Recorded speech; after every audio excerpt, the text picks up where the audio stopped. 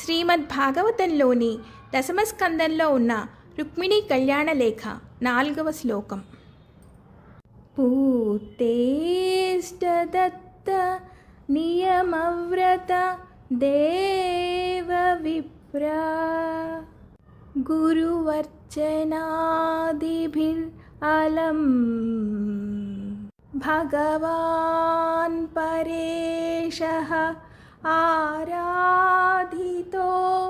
యది గదాగ్రజ ఏత్య పాణిం గృహ్ణాతు మే న దమఘోష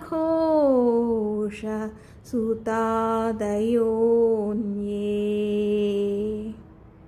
భావార్థం: చెరువులు, బావులు నిర్మించడం వంటి పుణ్యకార్యాలు, యజ్ఞాలు, దానాలు, నియమాలు, వ్రతాలు, దేవతారాధన, బ్రాహ్మణులు మరియు గురువుల పూజ వంటి సత్కార్యాల ద్వారా పరమేశ్వరుడైన శ్రీకృష్ణుడు సంతోషించి ఉంటే ఆయన స్వయంగా వచ్చి నా చేతిని వివాహానికి స్వీకరించుగాక.